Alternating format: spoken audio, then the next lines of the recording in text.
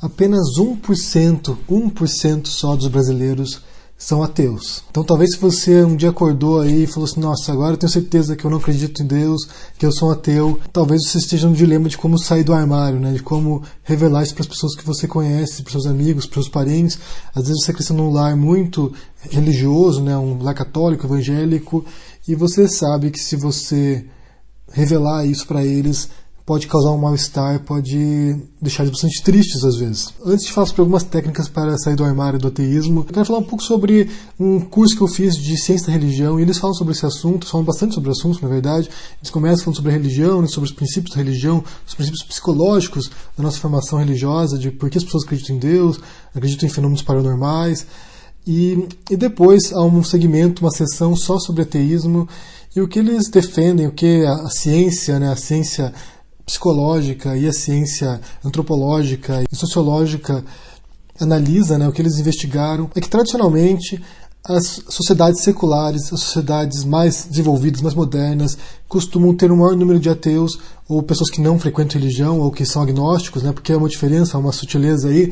Um agnóstico, alguém que talvez até acredite em alguma coisa transcendental, até acredite em alguma entidade espiritual, algum tipo de criador, mas que não segue nenhuma religião institucional. E o ateu é aquele que realmente não acredita em Deus e não tem dúvida de que Deus não existe, embora não possa provar. Porque as pessoas não têm nem como provar que ele existe nem que ele não existe. É uma questão de fé ou de não aceitar os argumentos da fé. Porque eles percebem que as sociedades mais desenvolvidas costumam ter um percentual maior de ateus, com exceção dos Estados Unidos, onde há muitos cristãos, onde há muita gente religiosa, e que as sociedades mais atrasadas, os países mais atrasados, tendem a ter um maior número de pessoas que acreditam em Deus. Segundo esses estudiosos, esses pesquisadores, a religião é um bom termômetro do caos social e de como compreender o caos. Porque todos nós precisamos de um sentido, precisamos entender por que as coisas acontecem. Muitas pessoas utilizam a ciência para isso, então as coisas acontecem porque é uma explicação plausível, científica, empírica. Então você analisa a realidade, vê como as coisas sucedem, cria fórmulas, cria princípios, axiomas para compreender a realidade, mas muitos acabam recorrendo à religião, porque a religião também proporciona respostas. Ou seja, quando há uma sociedade muito caótica, onde as instituições não funcionam, onde a sociedade não tem uma estruturação harmônica e onde as pessoas não têm segurança muitas vezes, não sabem se a vida dela tem um valor, elas tendem a recorrer a explicações transcendentais, porque, pelo menos na religião, há uma promessa muitas vezes de uma vida após a morte melhor. Então esse mundo é um caos, esse mundo é uma zona, aqui o pau está comendo, mas eu sei que depois da morte, se eu for uma boa pessoa, eu vou para o céu, eu vou para um reino espiritual melhor, onde não vai ter essa bagunça, não vai ter esse caos, não vai ter essa violência. Segundo os pesquisadores, o fato de que certos países como a Noruega, a Finlândia, a Escandinávia em geral, ou a França, a Alemanha tem um grande número de ateus, é porque nesses países não há esse caos social, não há essa desestruturação social, as instituições funcionam melhor, há boas polícias, há bons tribunais, há bons hospitais, então a pessoa não precisa recorrer à divindade para ter uma solução para os seus problemas cotidianos.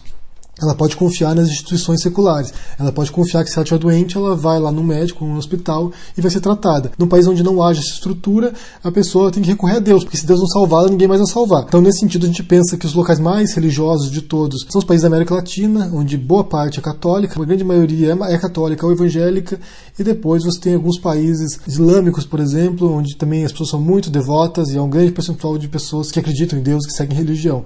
Onde, em alguns casos, você ser um apóstata, você ser um ateu, é um caso até de morte, pode até ser condenado à morte. Ou seja, a conclusão, quanto mais sofisticada uma sociedade, quanto mais segura, mais estruturada, menos pessoas acreditam em Deus. Quanto mais atrasada, quanto mais perigosa, quanto mais desestruturada, mais pessoas acreditam em Deus. E isso é uma coisa que eu percebo muito aqui na Europa.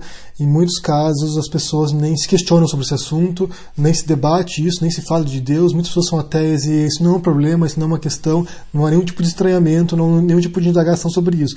Mesmo na escola onde meu filho vai, você tem a opção de escolher entre o ensino religioso ou o ensino laico, um ensino de valores morais, de valores éticos, e boa parte das crianças, quase todas as crianças, vão para o ensino laico, para o ensino moral. Enquanto que é um percentual muito pequeno, muito reduzido, de um grupo de alunos de, sei lá, quase 200, 300 alunos, apenas uns 30 vão para ensino religioso, católico, nesse caso. Então você se descobriu ateu aí no Brasil, que é um país muito religioso, onde há uma discriminação muito grande para quem é ateu, embora talvez seja um pouco mais velado, não seja tão escancarado assim, mas nesse estudo dos cientistas aí sobre religião, que eles o que eles perceberam, o que eles identificaram, é que em sociedades onde as pessoas acreditam em Deus, essas pessoas confiam mais em predadores sexuais, mais em estupradores do que em ateus, para você ver o grau de preconceito que há internalizado muitas vezes. Então você se descobriu parte desse grupo que tem um tremendo preconceito e você quer sair do armário, você quer revelar isso para as pessoas. A primeira coisa é ter uma conversa bastante franca. Eu acho que nessa altura, se você for um adolescente ou um jovem, tiver seus 20 anos, provavelmente você já teve muitos debates com seus pais sobre isso, já teve muitas discussões muitas vezes, pelo menos era comigo assim em casa. À medida que eu fui lendo e estudando certos assuntos e fui passando a descrer das coisas, havia muito debate em casa, muita discussão. Eu já não queria mais ir à missa, mas minha mãe me obrigava a ir, porque, segundo ela, quando eu estivesse na casa dela, eu tinha que ir na missa. Foi havendo uma tensão progressiva. Eu ainda continuei indo na igreja por um tempo, ainda continuei indo na missa por um par de meses, mas depois deixei de ir. E mesmo hoje ela não aceita muito bem que eu seja ateu. Nesse caso, a conversa franca pode ajudar, mas também não quer dizer nada. Mas eu não sei se é o tipo de coisa que você tem que sair falando para as pessoas. Você pode simplesmente acreditar ou não em qualquer coisa, não precisar ficar criando briga por aí, discutindo com as pessoas sobre isso. Se você estiver no meio de pessoas que falam sobre religião e você não quiser participar do debate, simplesmente fica quieto e ouça, ou vá embora, ou faça outra coisa. Você não tem a obrigação de ficar comprando a briga. A não ser que você seja um ateu militante, que também é muito chato, mas você pode ser um ateu que quer desmontar os argumentos dos outros. E isso também é normal, isso tem muitos militantes de ateísmo pelo mundo aí. O Richard Dawkins é um desses casos, que é um dos principais nomes do ateísmo no Reino Unido. Ele sempre participa de debates para desconstruir argumentos religiosos. É uma opção, mas eu não faço isso não. Eu acho que cada um tem direito de acreditar no que quiser. E se você não quiser acreditar em nada, também não tem problema. Eu faria uma coisa meio gradual, aos poucos, lançando a ideia de que você não acredita em nada. E se a pessoa perguntar para você o que você acredita, você fala que não acredita em nada e vê a reação das pessoas. Se forem seus amigos de verdade, ninguém vai se importar, mas é bem provável que as pessoas fiquem um pouco chocadas e talvez até não queiram mais conviver com você.